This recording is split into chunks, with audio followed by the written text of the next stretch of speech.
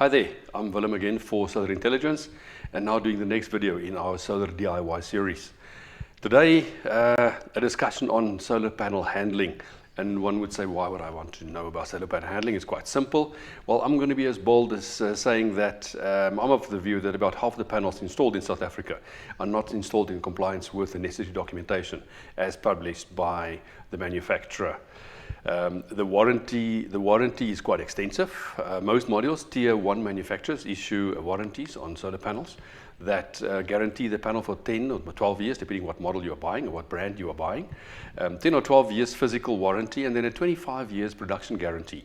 That guarantee is discussed in one of our previous videos. You can watch that on the how-to series, how to select your solar panels. And there I discuss a bit more detail about the warranties, so not more about that now. But that 25-year guarantee or that 10-year physical guarantee comes with conditions like any other guarantee. And very few, I would even say senior installers, actually know what those conditions are. So today, a short video just to discuss all the conditions about installing your solar modules. So again, not all solar modules are the same. I'm talking about tier 1 modules. I'm particularly referring to JA and Jinko solar modules. That's what we install. Most of our modules are JA and Jinko. And we'll be looking at those documentations.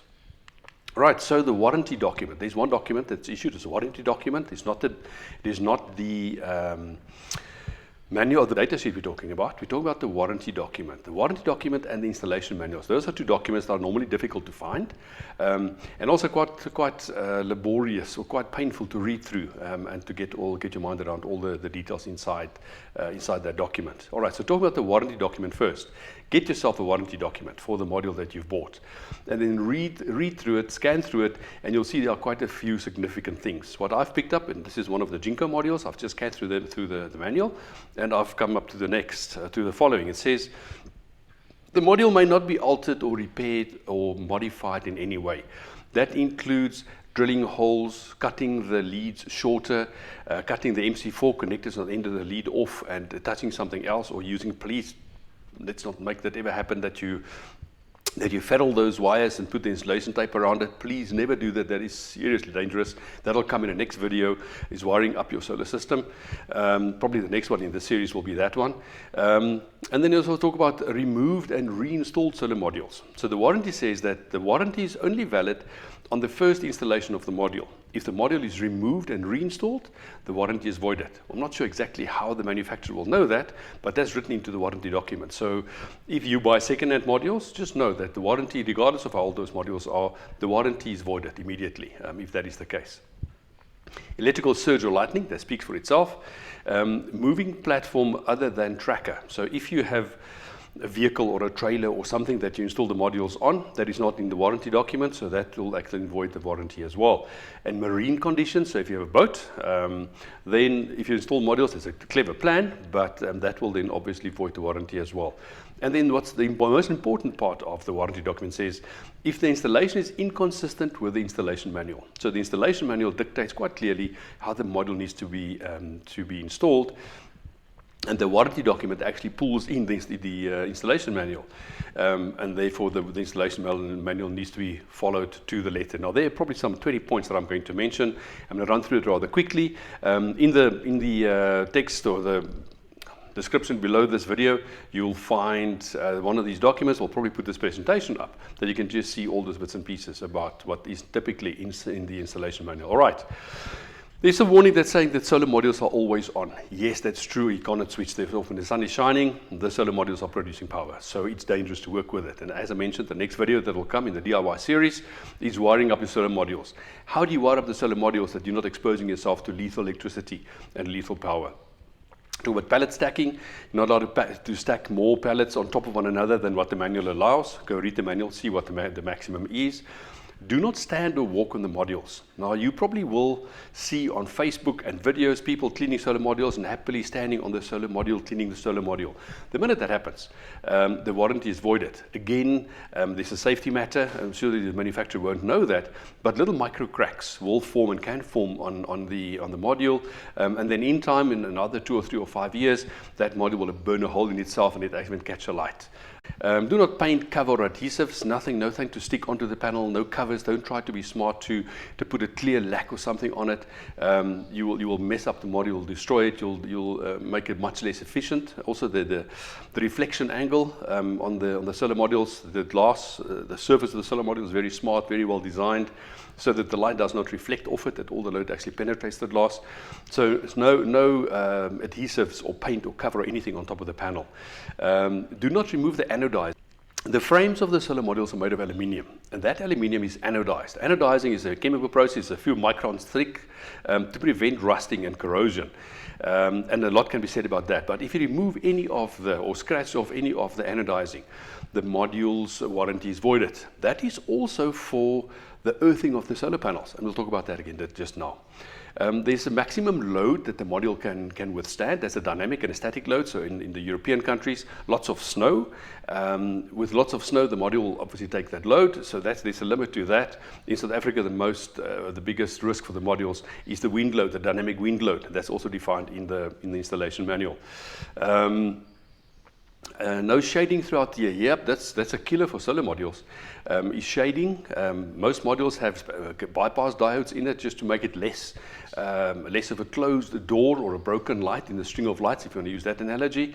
But regardless of the solar diodes, the warranty says that the module is not allowed to be in the shade at all. If certain parts of the module is in the shade, the modules will run too hot, and the module will eventually, in time, damage itself. Seaside installations and dissimilar metals, the corrosion is increased. The electrogalvanic effect, electromechanical potential, that causes accelerated rusting or oxidation of the panels, and obviously that is quite evident. If ever there's a warranty claim, it's quite clear that you will see that there's this excessive corrosion on the modules. It says do not mount on dissimilar metals. And that's one of the big disqualifiers in South Africa. Often you'll see some very seasoned companies that install solar modules on the P1000. It's a mild steel or galvanized mild steel rail that the modules are installed on. That's actually not allowed. It's in contravention of the installation manual. So if ever you have a warranty claim and there are signs of corrosion on that module, you probably will lose out on the warranty as issued by the manufacturer. And here's a big one. The modules need to be at least 10 centimeters off the surface of the roof that it's installed on. Now, you see many modules where the module is lying flat on the roof, and some people say that looks so professional, it's so great. That's actually not allowed. The module gets too hot. The module needs to cool down. Contrary to popular belief, solar panels don't like getting hot. The hotter they get, the less efficient they are. And the gap between the roof and the module itself, the frame of the module, needs to be 10 centimeters. So you really have to lift the module so that air can actually move under the module and cool the module down. That's in the manual. It's in the warranty document. So if your modules run too hot and the back sheet is damaged or the back seat shows sign of overheating, you'll have to produce some evidence of how the modules were installed. Even the clamps that hold the modules down. Now there are two. There's the edge clamp and the center clamp or the mid clamp.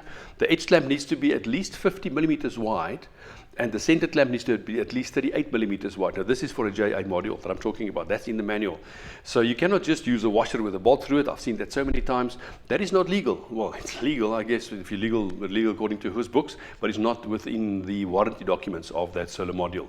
And that's quite evident. If a module's been on the roof for 3 or 5 years and you take the module off, wherever you clamp the module, there'll be a very clear imprint of where the clamping items were.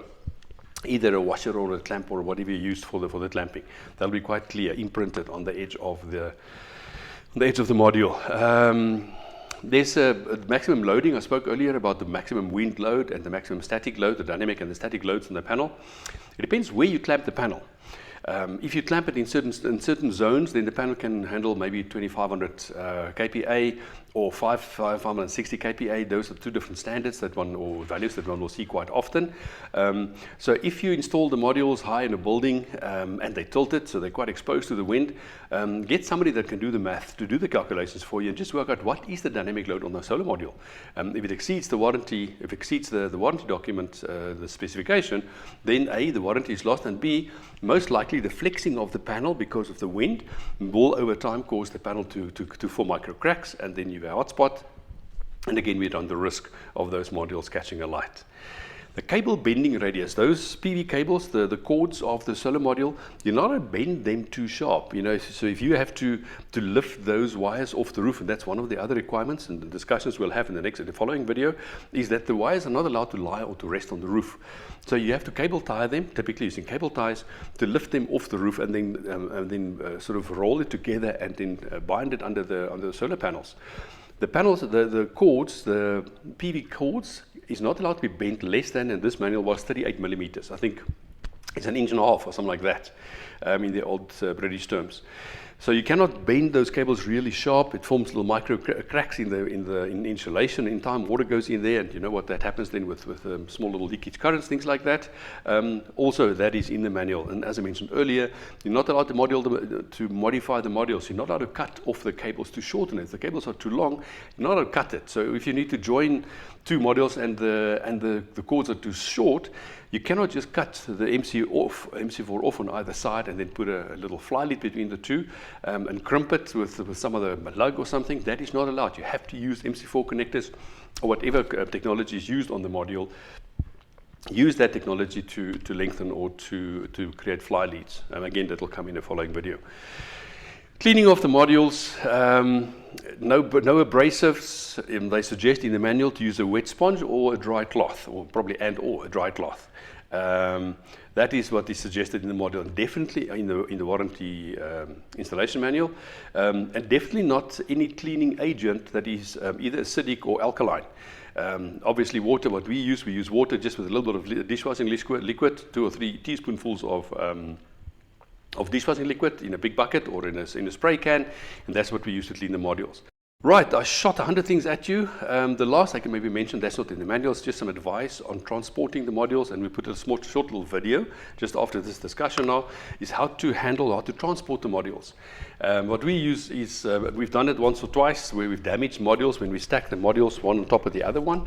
Not a good idea. So on the back of your vehicle, on the back of the bakkie or the trailer, whatever, do not stack them on top of one another. Either make them stand, either on the long side or the short side, strap them nice and tight, but do not stack them on top of one another. Obviously, if you stack 10 modules on top of one another, and they weigh in the order of, 25 or 30 kilograms, well, 10 of them will be 300 kilograms. So what's a 270?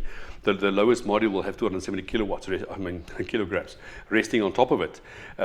So rather stack them standing on their sides like this, or standing vertically up like that, but don't lie them flat on one another. We created the lift, we'll just have a look at the video coming now, to get modules on top of a tall building. So we did an installation on a 3 or 4 story building. How do you get the modules up there if they're not on a pallet? And even if they are in a pallet, how do you sling them without the panels being squashed at the top? So we had a clever sling. If you want to hire that, you're welcome to give a call us, and we can make that available to you. And then use a crane, obviously, to hook that hoist and then get it onto the roof. Just little pointers to make life a bit easier. Hope you found this useful and helpful. You know how the thumbs and the bells works. As I mentioned, the next videos in this DIY series will be wiring up the panels and then the physical installation of it. How do you install a panel on a tile roof or a zinc roof or a flat concrete roof, things like that. Subscribe and click the notification button that you will be advised of our next video. See you. We love the earth, it is our plan.